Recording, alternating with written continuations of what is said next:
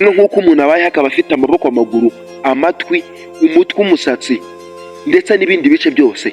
Ibi bimufasha kugira ngo abe yabaho mu iyi si, abashe kugenda, abashe kurya, abashe kunywa ndetse abashe no kumva. No ku ifi naho niko bimeze, ari ibice byinshi ifite kugira ngo ibashe kubaho mu mazi. Twavuga nka gill. Iki ni igice ku ifi gifite umumaro w'uko ariho ifi ishobora kuba yahumekera. Hakaba ari ikindi gice bita fins.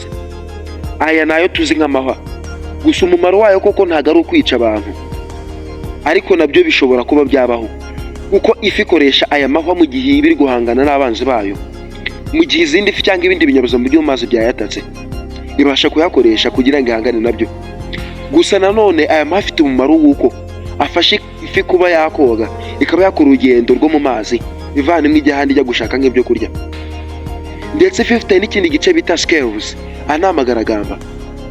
Aya ngaya afite umumaro wo kuba yarinda ifi abanzi, kuko wenda ari nk'ikinyabuzima cyo mu mazi gishobora kuba cyareba nk'ibara iyi fi ifite koko, kigahita gisubiraho kikirukanka bitewe n'uko kiyibonye. Kandi nayo amagaragamba afite uruhare rw'uko agira umumaro mu gufasha ya fi koko mu kubika ubushyuhe. Njye ndi Honore, shimira wowe wakoze subscribe ndetse nawe utarayikora, ushishikariza kugira ngo uyikore. Ubwenge ntibigucike nawe bumwe kuba bafataho.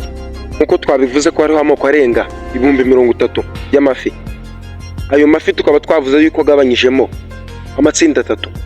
Itsinda rya mbere turasanga ifi bita gillless fish. Iyi ni ifi itagira igaragamba na rimwe, ushobora kuyireba ukagira ngo ni nk'inzoka ntumenye ko ari ifi. Iyi ngiyi kandi ifite ubushobozi bwo kuba yarya ikoresheje amenyo yayo. Itsinda rya kabiri turasanga ifi bita cartilaginous fish. Aya ni amafi abantu benshi bazi ku izina rya shark. Aya ni amafi ariko nyine aba mu muryango wa cartilaginous fish.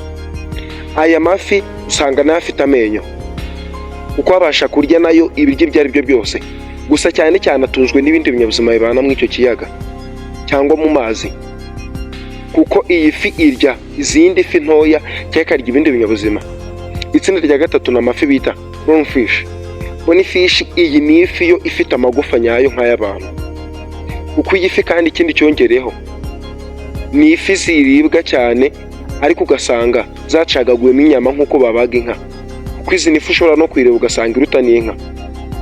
Kandi nanone uburyo izi fi zibarukamo, ziragenda zigatera amagi yazo mu mazi, indi fi y'ingabo ikaza igashyiraho intanga ngabo ikayabangurira. Gusa uko byagaragajwe n'umwarimu wigisha muri kaminuza ya Colorado bita David M. Armstrong, yagaragaje ko ifi arizo nyamaswa cyangwa ari byo binyabuzima byinshajwa bibaho byinshije kurusha ibindi binyabuzima byose. Ni mpamvu ki kubera icyo yabivuze. Njye ndi Honore, iyi ni Menya Byimbitse.